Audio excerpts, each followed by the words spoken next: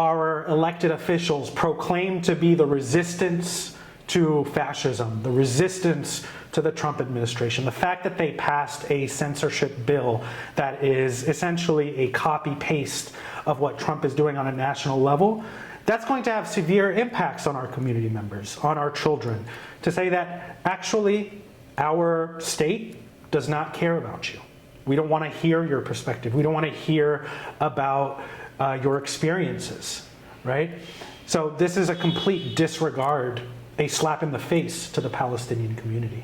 This bill is actually bad for me as a Jew because, first of all, if a Jewish student is in class and asks a question about genocide, are they anti-Semitic? Should they be disciplined? Israel is getting away with genocide because America is supporting them.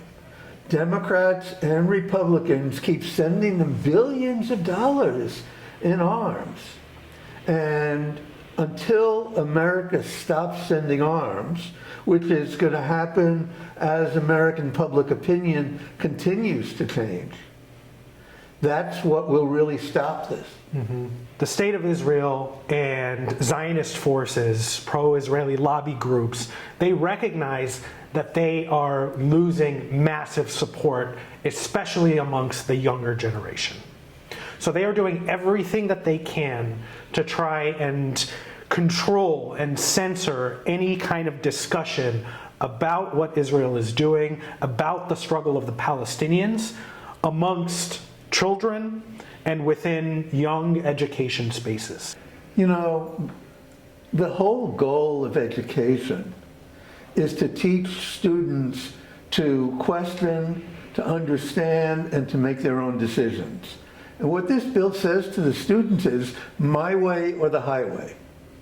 And it sends a clear message to teachers that their jobs could be in danger if all they want to do is answer honestly.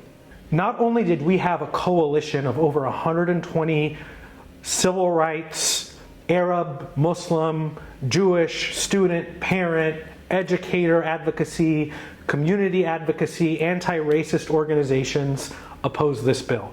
We also had every single education union and association across the state of California voice deep concern and come out in opposition against AB 715. And the legislature, as well as the governor, has just completely ignored all of the serious concerns and just rubber stamped this legislation. I think, in all honesty, that this is the strength of the Israel lobby.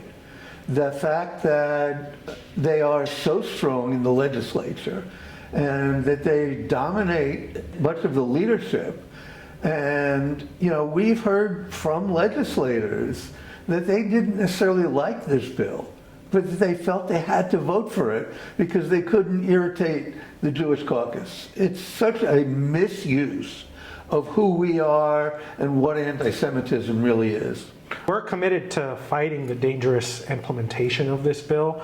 We want to ensure that there are protections put in place for our students, for our educators, to ensure that they're not disciplined or punished, fired, or worse because of their education or allowing discussion around Palestine, right?